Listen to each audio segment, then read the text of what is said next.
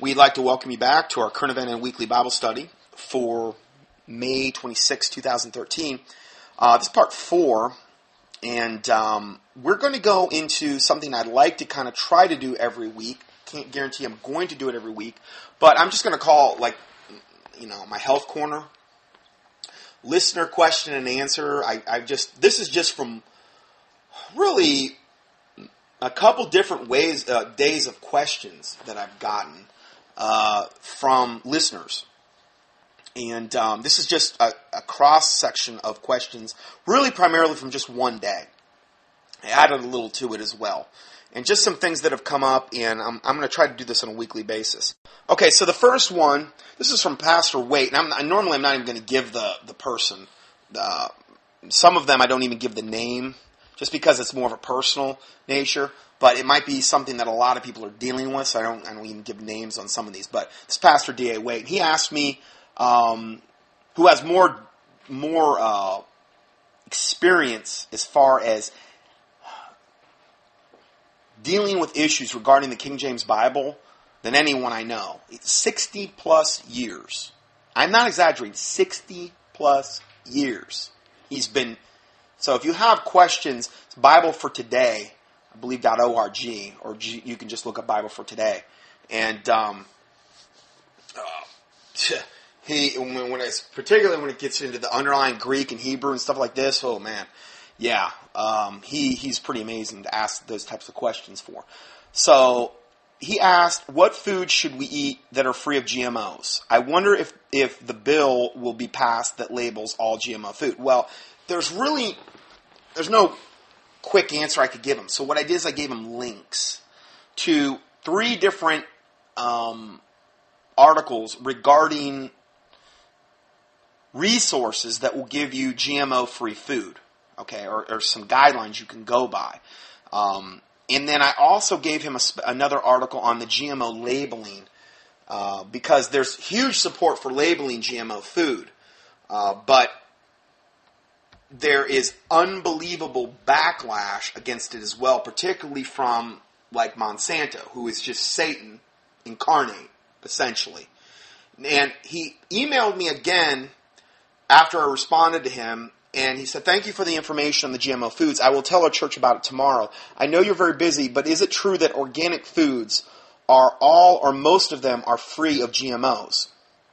And then I also wrote in there, what about if the label says all natural? I kind of added that in because that's another thing that is very much related to this subject. My response, Pastor, yes, certified organic.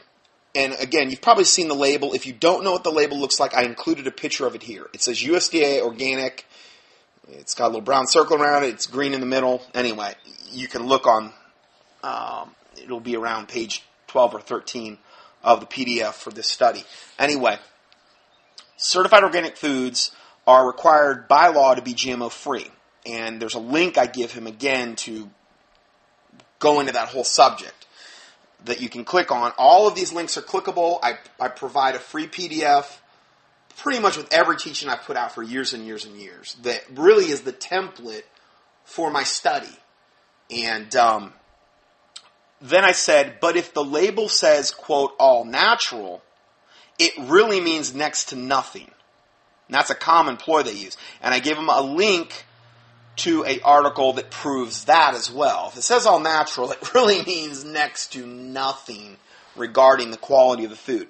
And from this link, I have a quote that I put in here.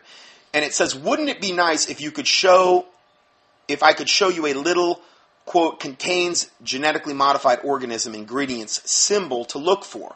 Meaning, we've got an organic symbol we can look for on food, okay, which is I have here. But wouldn't it be nice if there was one that like a little symbol like the organic symbol, but it says contains GMO ingredients? Unfortunately, Monsanto and other biotech companies have fought hard to keep their products invisible to consumers.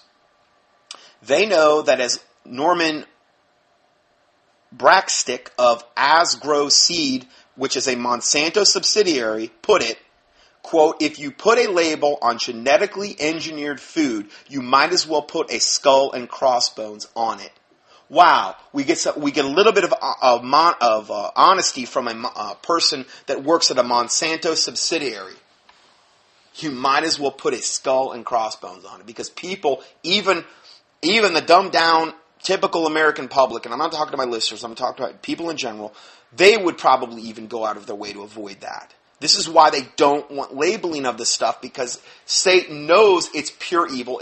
He knows what it's doing to you, and he doesn't want you to have any clue you're literally destroying yourself by eating this stuff. Okay, now just today alone, this is like in my next health newsletter. I'm just going to read you some of the headings here. I'm not going to go into them. I'm just going to read you. First one, over 800 world scientists agree GM crops are nothing short of a biowar on our food. Then, Facebook censors pictures of children rallying against GMOs during the global march against Monsanto. This just happened, I think, yesterday. Facebook is censoring pictures of little kids holding up signs against GMOs. That's how evil Facebook is. And it just shows you how in league all of these things like with social media are in with the government and with big agra and big biotech and big pharma. They're all in satanic league together with their goal of destroying you and weakening you and, destroying you body, soul, and spirit, essentially. That's what their goal is. Depopulation of the world. And then yesterday, protesters in over 400 cities march on versus Monsanto. But there's probably no national coverage of this. Probably some sparse local coverage. Like it's just enough, because whatever the New World Order wants to promote, because they totally control the media, that's what they're going to promote. But there were over 400 cities where they had marches against Monsanto yesterday. Millions rally around the world and march against Monsanto. Photos from Austin, Texas. Next link, Monsanto is a metaphor for genetic manipulation, food chain control. Monsanto is lobbying, bribing, suing small farmers out of business. This one, I could not believe. This next one, this just happened. This just came out last night. Illinois' Agriculture Department, acting as Monsanto's enforcers, illegally seize bees that are resistant to Monsanto's Roundup and kill the remaining queens. They went to this guy who'd been doing all this research for all these years, and he found a bee that was resistant to this Roundup, Monsanto's Roundup, and they go out there, take the bees, and kill the queens. So that there's no bees, well, at least these bees that were resistant, they can't have that. They want all the bees in the world, which our whole food chain is dependent upon bees. Okay, for pollination and stuff like this. They want all of the bees to be absolutely, totally genetically engineered or susceptible to being, they're having all of these die-offs that are happening. A lot of it's due to Monsanto. A lot of it's due to cell phone towers and all the electromagnetic radiation pollution. See, it's not good enough for them to have that. They can't have any bees out there that could be resistant to Monsanto. This is how evil our government, yoked up with these organizations like Monsanto, has become. Literally, absolute, total arms of Satan. This is something you need to be praying against Monsanto. You need to be praying against every bit of the wickedness that I was just talking about today regarding this homosexual agenda and the pro-death community. Any place you see evil, it's a good thing to pray about. This is one of the most evil things I've ever seen. I could not believe what I was reading. They killed the queens. This guy had been doing research for a long time. They just destroyed all of his research. You can, when I send this out, you can click on this link. New study reveals how glyphosate in Monsanto's Roundup, these bees were resistant to Roundup that they killed. New study reveals how the glyphosate, which is one of the worst ingredients in the Roundup, if not the worst, how it inhibits natural detoxification in human cells. They have these Roundup Ready seeds where they literally plant the seeds. They're resistant to aluminum because they're spraying the chemtrails all over the skies that is loaded with aluminum, loaded with barium, ethylene dibromide, all these unbelievably bad chemicals in the chemtrails. So Roundup is engineering their seeds to be resistant to aluminum, so they'll grow in chemtrail polluted soil, which is making the soil super alkaline. And they're also Roundup Ready seeds, meaning they're seeds that they can literally spray this pesticide Roundup on. Actually, when the plant grows, they can spray the Roundup on the plant and not have to worry about, normally when you spray weed killer, you can't get it on the surrounding plants because it'll kill the plants too. Particularly Roundup. Roundup is a systemic killer. I used to use it all the time growing up in my grandpa's lawn service. I mean, that stuff would kill anything. And the thing is it's not a topical killer. Like a lot of the weed killers you buy, you spray it and it literally kills just whatever you spray it on. It's a systemic killer. It gets literally into the almost like the circulatory system of the plant, and it gets into the root system. It kills from the whole plant, from the roots up. It's a systemic killer. Okay, so they've engineered the seeds that they're resistant to the aluminum and the chemtrails. They're all genetically modified, frankenfood. The seeds are you can spray Roundup on it. It won't kill them. Won't kill the plant. Kill any weeds around it, but you don't got to worry about. And then you get the Roundup on the vegetables or whatever, the fruits or whatever that they're doing. Okay, and not only that, they're terminator seeds, meaning whatever seeds are produced from that plant, you can't take that seed and plant it. Nothing will grow. They're called terminator seeds. What does that cause you to do? Causes you to go back to Monsanto every year to buy their seeds. It is pure evil. It is absolute defilement of God's creation. And Satan's all about that. By inhibiting the natural detoxification process, glyphosate systemically, and this is the main ingredient in Roundup, systemically enhances the damaging effects of other environmental toxins that get into the body. This in turn disrupts homeostasis, increases inflammation, and leads to a slow deconstruction of the cellular system. Toxins build up in the gut over time and break down through the intestinal walls, infiltrating blood and ultimately passing through the blood-brain barrier, damaging neurological function. And also messes up what they call the cytochrome P450 phase 1, phase 2 enzyme pathways of the liver, which is the main detoxification pathways of the liver. Totally messes that up. Remember how, that I emphasize a lot with liver detoxification, gallbladder, liver detoxification, bowel detoxification. It's one of the reasons so many people are so sick. Well, they're trying to literally introduce things into our food chain, like this glyphosate, that totally inhibits your ability to detoxify. This is why I'm always doing some type of detoxification every single day. Because it's like, they're trying to kill us so many different ways, it would be impossible for me to even go over it in probably 100 teachings. I'm sure there's a ton of ways I don't even know about that are hidden. This is just one of the many ways. And this is just standard operating practice for Monsanto. I would love to see 100,000 real, true, born-again Christians literally praying against Monsanto and their wickedness, and that God would rain down His fury on them. Nothing good comes from them. Nothing. Nothing. They are pure, unadulterated evil. That's all they are. Like many organizations, in the world, but they're one of the worst I've ever seen. The next report, The Evil of Monsanto and GMOs Explains, Bad Technology, Endless Greed, and the Destruction of Humanity. Next one, U.S. dairy industry petitions FDA to approve NutraSweet or aspartame as hidden, unlabeled additives in milk, yogurt, eggnog, and cream. That's what they're trying to do. They're trying to get this stuff in there where you don't even know it's in there. Just like they don't want to label the GMOs. They are trying to kill us every possible way they can. And they're getting more and more aggressive.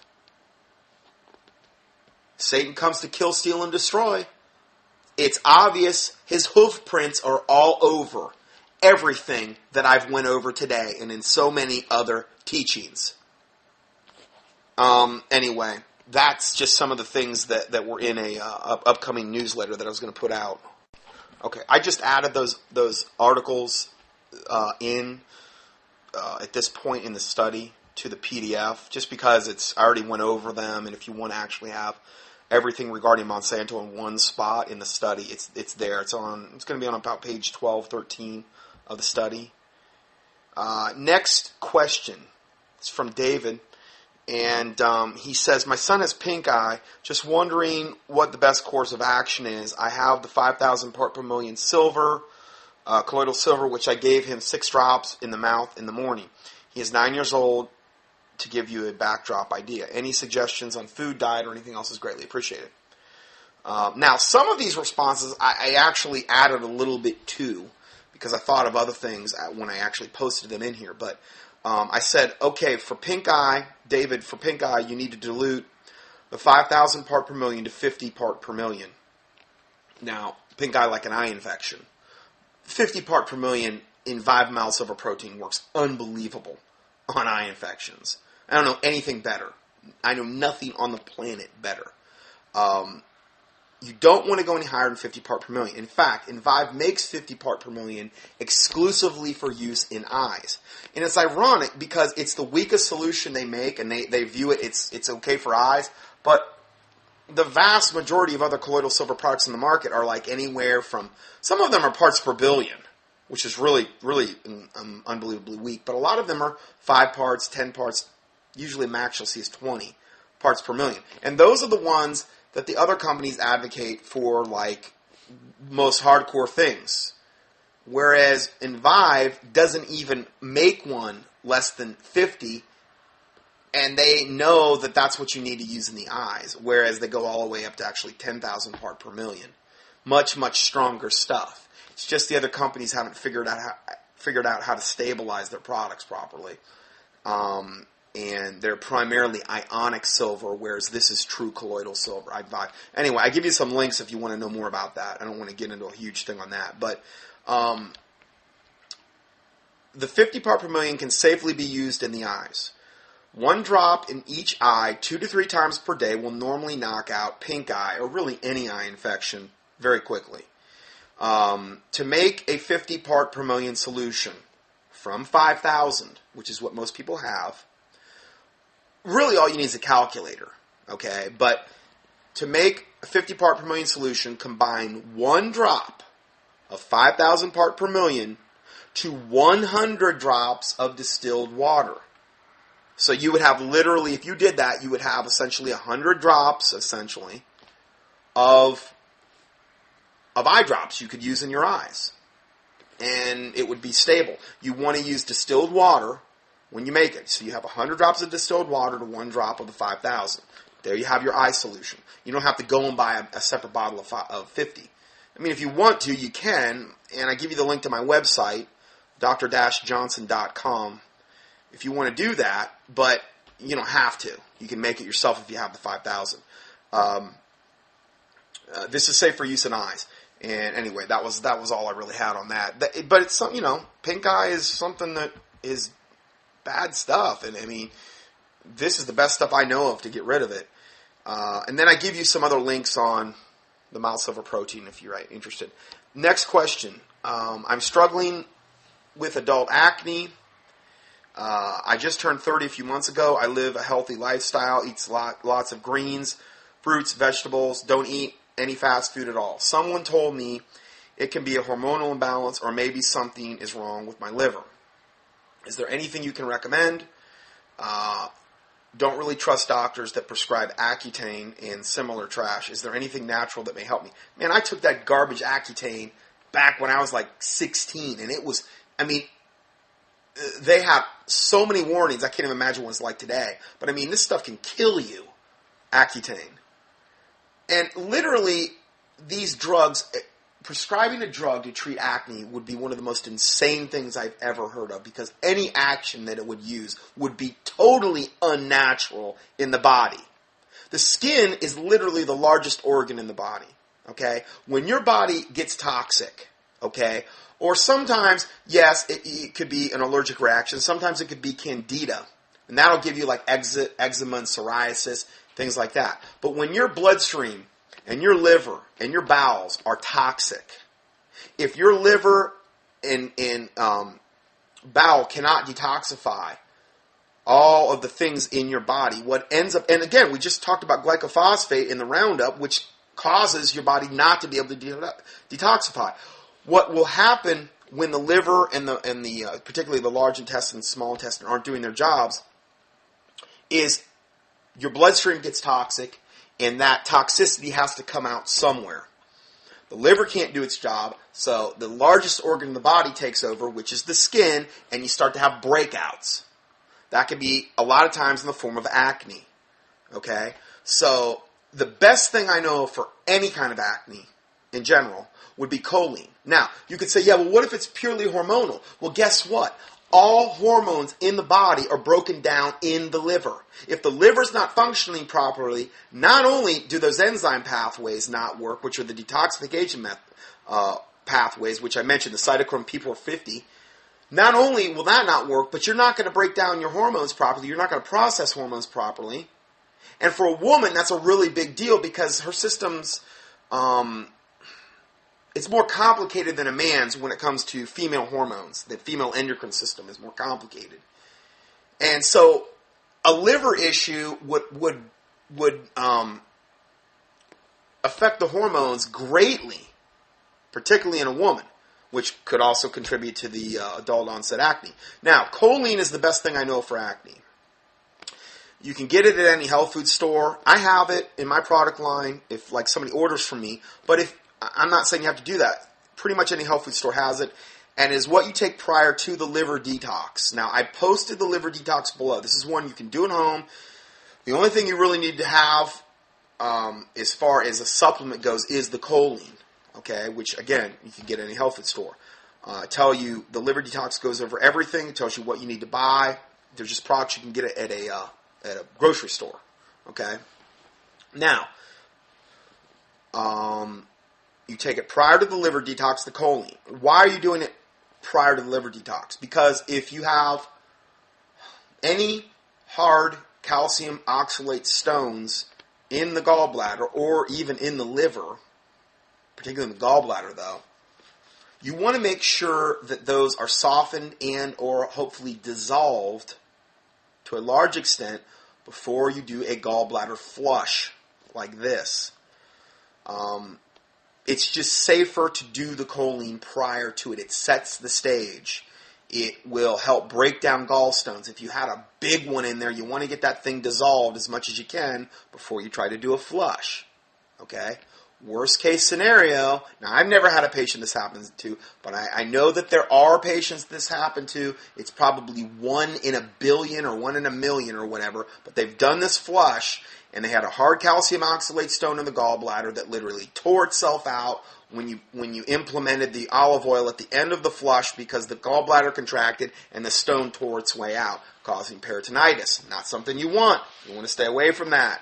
Okay? So this is why I tell everybody, do the choline for 2 to 3 weeks before the gallbladder flush. Therefore, it's going to pretty much dissolve the stones you got anyway. You might end up, when you do the flush, you might find you're not passing visible stones.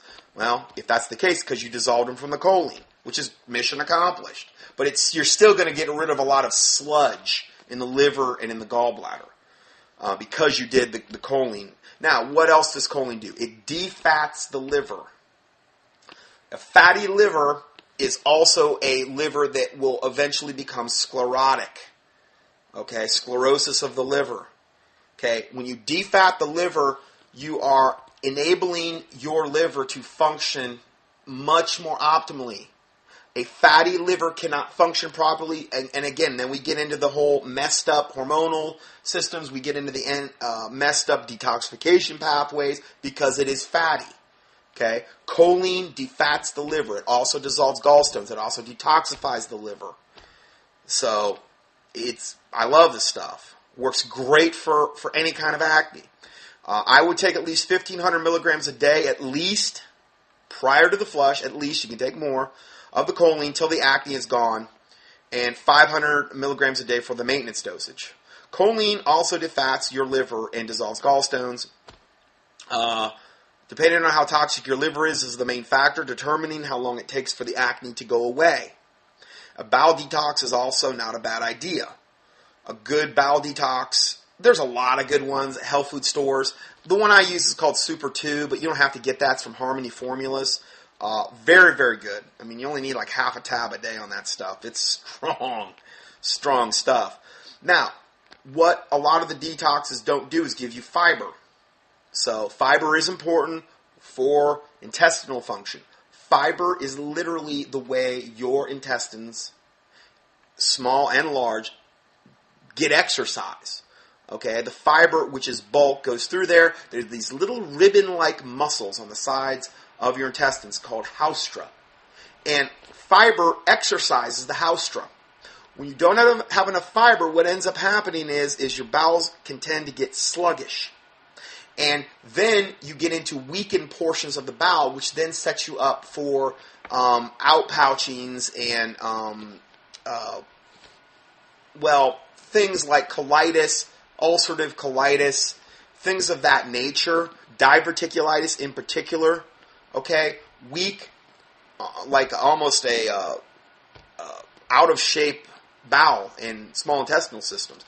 This is what it will contribute to. So fiber is important too. Standard Process has a fiber capsule called gastrofiber. I find if I'm eating a meal and there's no fiber present in it, I take, 2, 3, 4 of those before the meal. And, I mean, there's probably other ones you can find. As far as if you went to a health food store, you probably can find fiber, maybe capsules, stuff like that. Some of them are psyllium. And it will give you that bulk that you need because that is important. And a herbal bowel cleanse will not address the fiber issue. Fiber issue is a whole other different ball of wax. Okay? Bentonite clay is also a very good way to detoxify your body. Or particularly the intestinal tract, small and large intestine. Bentonite clay is very, very good for that. Also very good for your skin in that regard because it's getting toxins out of your system, which again, if they're not there, it's not going to break your skin out. Helps the liver detox, the bentonite clay or montmorillonite clay. There's yellow pascal clay. There's all kind of clays you can take internally. Very, very healing to the body. Also, food-grade diatomaceous earth. I've mentioned that before in the past. A lot of good attributes to that. You can do a keyword search, find that about anywhere. We're not talking really expensive stuff here. The Super 2's like, $22 for a bottle will probably last you almost a year. Bentonite clay is not super expensive. Diatomaceous earth isn't that expensive. None of this stuff that I'm saying is very expensive. Choline's pretty cheap stuff. It is. The ingredients for the liver flush, not real expensive. So these are things that are pretty much doable for just about anybody. And I pretty much do almost all of this on a daily basis. Okay? Bentonite clay, diatomaceous earth, Super 2, choline. I pretty much practice what I preach. I don't just say this and not do it. I do it. I've been doing it for years. Okay, and it's very important because, as I pointed out so many times, Satan's trying to kill us every way he can, and we need to do whatever we can to try to preserve our own health. So, at this point, I give you the liver gallbladder flush. Before you attempt, you need to be on, I'd say like 1,500 milligrams at least of the choline per day for at least 2 to 3 weeks before you attempt this detox. Another thing I forgot before I go any further is the flora. It's like, I think 80% of your immune system is literally in your intestinal tract area, okay? In the form of good flora that will help also compete and keep yeast or candida in check in the body. Most people are walking around totally loaded with candida and yeast, men included. I used to do live blood cell analysis at the practice I was at, and we would literally look at a drop of your live blood under what they call a dark field microscope, and we could see one of the main things you always saw were candida colonies in the bloodstream. Okay? As well as, obviously, if you could look in the intestinal tract, you'd see that as well. proliferation of candida. And a lot of things contribute to that. Overconsumption of carbs is one of the main ones. But one of the main things is also lack of good flora in the intestinal tract, which not only competes with the bad candida in the intestinal tract, but it also comprises about 80% of your immune system. I have been taking this flora product from Innate, the 2014, and I have felt a big difference in my immune system since I started doing that consistently. What I've noticed is I don't need near as much of the food state vitamin C anymore. I take one or two of the Flora 2014, my immune system feels so much stronger that the food state vitamin C isn't near as much needed. I think that's more of a core issue for most people, is the flora. And if it's 80% of your immune system, and it also has a lot to do with detoxification pathways in the body and keeping your intestinal tract, essentially moving, clean, keep it from developing bad bacterial colonies and stuff like that, it's a super important thing. So that's what I do. You can go to health food stores. If you get flora, go to the refrigerated section of the health food store, and I would probably ask somebody there that's knowledgeable what either a very good or the best flora they've got. It's not something you want to skimp on, because you can literally be buying a product that has no active, viable. These are literally live organisms in a capsule. And that's why they need to typically stay refrigerated. The one I have is very stable. You don't really need to refrigerate it. I do anyway, just because I know it helps a little bit. But a lot of these they're not very stable, and it's kind of a dice shoot as far as what you could get in the health food store when it comes to this. I'm not saying there's not good things at a health food store, but I would make sure you talk to somebody beforehand to find out what's the best one. I know I've seen results with the one I use, and that's why I mentioned it. So, anyway, I give you the flush here, and I'm not going to go over it because that's something you're going to have to read, and a lot of it's just what you do on a particular day. And it's very, very detailed on how to do it. And I've done this myself. And I remember the first time I did a gallbladder flush, a long time ago, I passed over 100 stones. Over 100. I mean, it's really eye-opening, literally. Then the next time I did it, I passed probably a third. Then I did it again. I don't know if I waited another year. I passed none. So that's the way it should be. You should get rid. I mean, this is something that I had been doing. Now, had I done the choline, I didn't really know about choline back then that much. I might not have passed any if I had done it for 3-4 weeks ahead of time, or I probably would have passed a lot less. I think a lot of them would have been dissolved.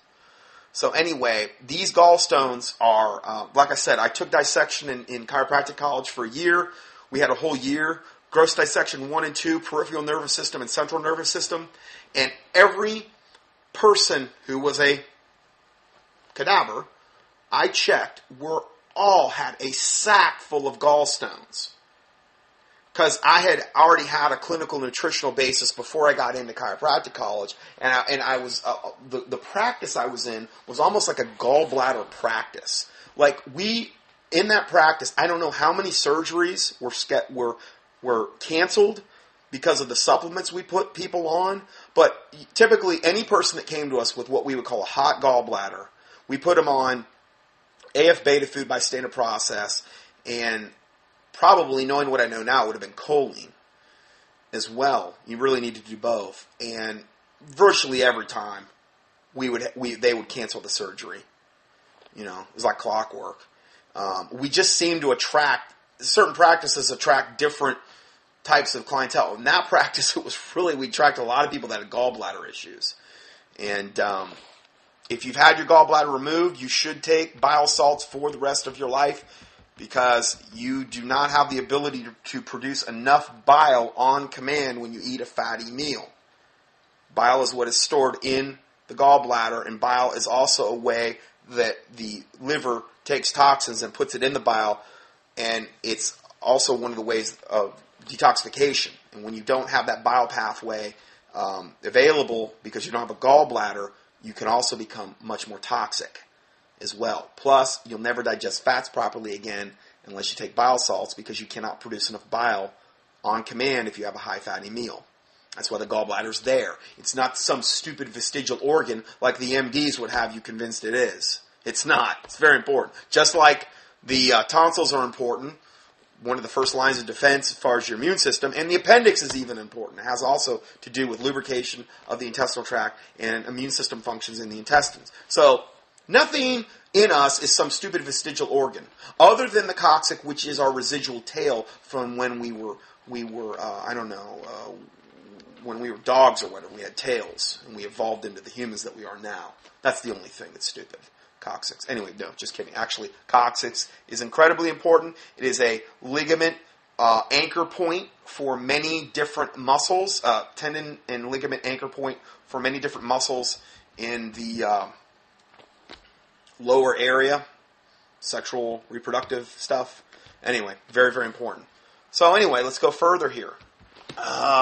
Let's see. Yeah. This is a question from a female listener, and she says, I've had upper back problems since I had 4 seizures when I was going into labor with my first child 5 months ago. He's fine, but I've continued to have spasms and pain even after physical therapy and continued physical therapy stretches. I've heard that calcium and magnesium can help alleviate the spasms. I found this particular supplement. She gives a link to it, but it says not to take while pregnant. My husband and I let God decide when we have children. Really the way it should be. So I could be pregnant at any point in time and not even know it. I was hoping you could suggest a good supplement for me to take. Okay, my response. Most likely, during your spasms, you threw your spine out of alignment. And no amount of PT, meaning physical therapy or stretching, will help that condition. And then I said, see below. I give you my excerpt from my newsletter entitled Chiropractic Care, Injury Healing, Prevention, and Strong Joints. If she had seizures and her muscles spasmed, the muscles anchor to the bones in the body. That's the origin and insertion points. Muscles have to have some type of anchor point, and they're always bony. Okay?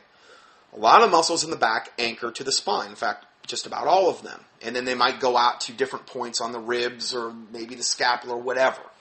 Okay? If you had a seizure and your muscles spasmed, it can literally, because the muscles are attached to bones, yank them out of position. From a chiropractic standpoint, this is called a subluxation. You've heard of a dislocation. That's a major misalignment of the bones of the spine. A subluxation is a minor misalignment of the bones of the spine, but it can cause big problems. If the bone remains out of position, and unless it's put back in place, it will, then what happens is that area will go into a constant state of spasm as a guarding mechanism. The body's doing it for a reason. It's like the oil light coming on in your car. You don't like to see it, but it's doing it for a reason. A lot of times it will also give you pain as a result of that guarding warning mechanism as well. So you have spasm, pain, sometimes numbness, weakness, tingling. Your body's trying to tell you something. What it's not trying to tell you is, I have a deficiency of Advil, and you need to take Advil to correct the deficiency.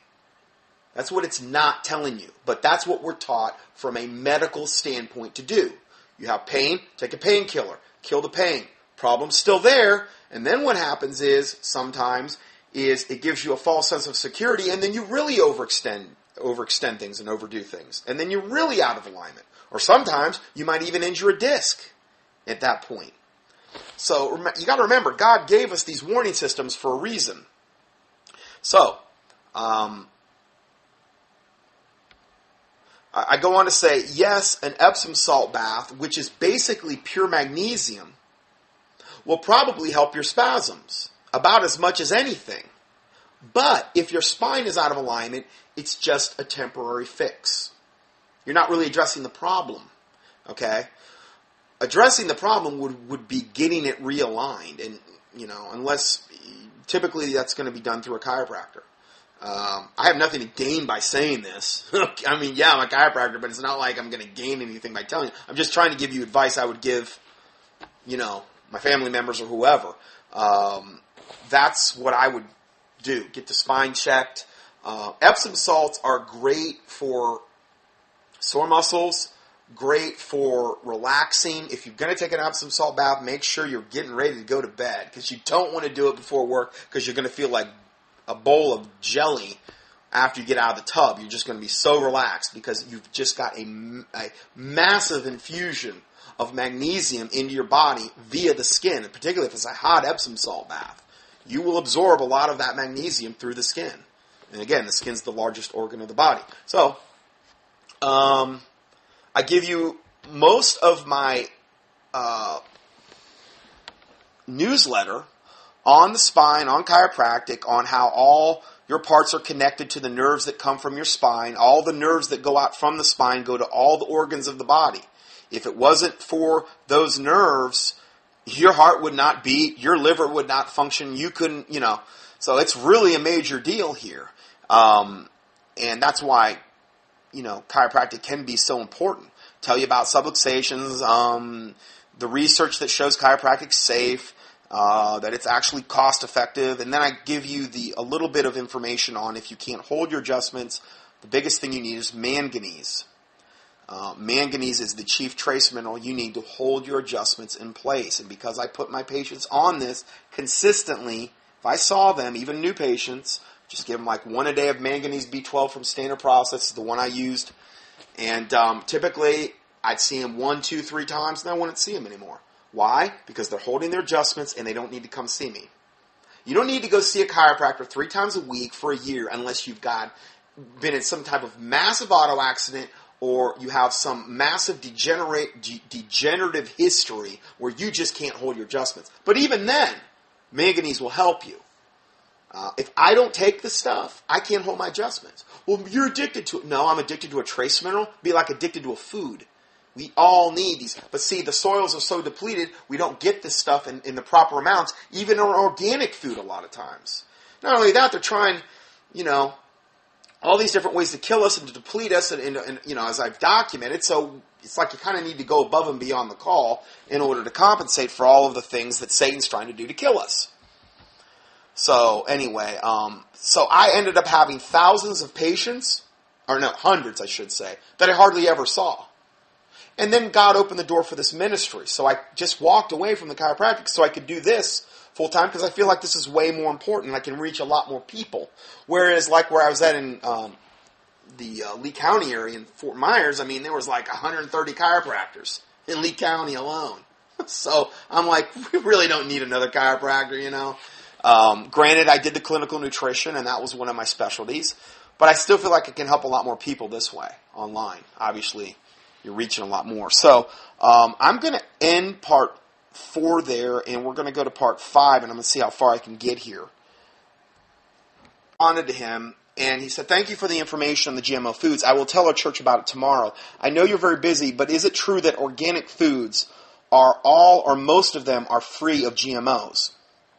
And then I also wrote in there, what about if the label says all natural? I kind of added that in because that's another thing that is very much related to this subject. My response, Pastor, yes, certified organic. And again, you've probably seen the label. If you don't know what the label looks like, I included a picture of it here. It says USDA organic. It's got a little brown circle around it. It's green in the middle. Anyway, you can look on, it'll be around page 12 or 13 of the PDF for this study. Anyway, certified organic foods are required by law to be GMO free. And there's a link I give him again to go into that whole subject that you can click on. All of these links are clickable. I provide a free PDF pretty much with every teaching I've put out for years and years and years that really is the template for my study. And then I said, but if the label says, quote, all natural, it really means next to nothing. And that's a common ploy they use. Because people, even the dumbed down, typical American public, and I'm not talking to my listeners, I'm talking about people in general, they would probably even go out of their way to avoid that. This is why they don't want labeling of this stuff, because Satan knows it's pure evil. He knows what it's doing to you, and he doesn't want you to have any clue you're literally destroying yourself by eating this stuff. Okay, now just today alone, this is like in my next health newsletter. I'm just going to read you some of the headings here. I'm not going to go into them. I'm just going to read you. First one, over 800 world scientists agree GM crops are nothing short of a biowar on our food. Then Facebook censors pictures of children rallying against GMOs during the global march against Monsanto. This just happened, I think, yesterday.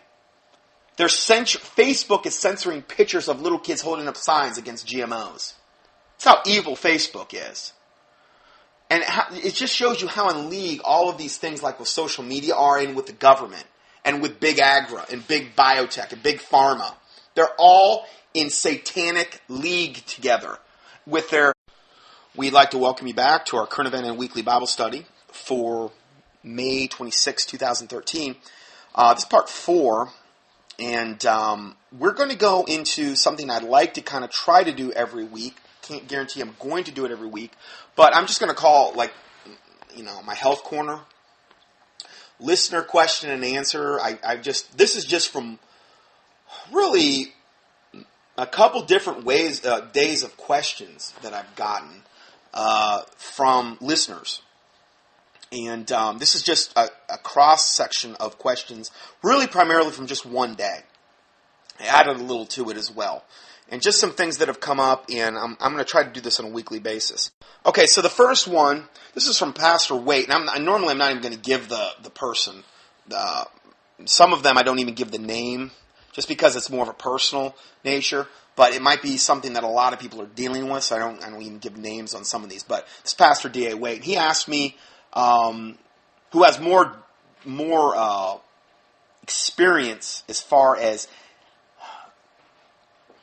dealing with issues regarding the King James Bible than anyone I know. It's 60 plus years. I'm not exaggerating, 60 plus years. He's been, so if you have questions, it's Bible for Today, I believe .org, or you can just look up Bible for Today. And particularly when it gets into the underlying Greek and Hebrew and stuff like this, oh man. Yeah, he's pretty amazing to ask those types of questions for. So he asked, what foods should we eat that are free of GMOs? I wonder if the bill will be passed that labels all GMO food. Well, there's no quick answer I could give him. So what I did is I gave him links to 3 different articles regarding resources that will give you GMO-free food. Okay, or some guidelines you can go by. And then I also gave him another article on the GMO labeling, because there's huge support for labeling GMO food, but there is unbelievable backlash against it as well, particularly from like Monsanto, who is just Satan incarnate, essentially. And he emailed me again after a response, and I gave him a link to an article that proves that as well. If it says all natural, it really means next to nothing regarding the quality of the food. And from this link, I have a quote that I put in here. And it says, wouldn't it be nice if I could show you a little, quote, contains genetically modified organism ingredients symbol to look for? Meaning, we've got an organic symbol we can look for on food. Okay, which is I have here. But wouldn't it be nice if there was one that like a little symbol like the organic symbol, but it says contains GMO ingredients? Unfortunately, Monsanto and other biotech companies have fought hard to keep their products invisible to consumers. They know that, as Norman Brackstick of Asgrow Seed, which is a Monsanto subsidiary, put it, quote, if you put a label on genetically engineered food, you might as well put a skull and crossbones on it. Wow, we get a little bit of honesty from a person that works at a Monsanto subsidiary. You might as well put a skull and crossbones on it.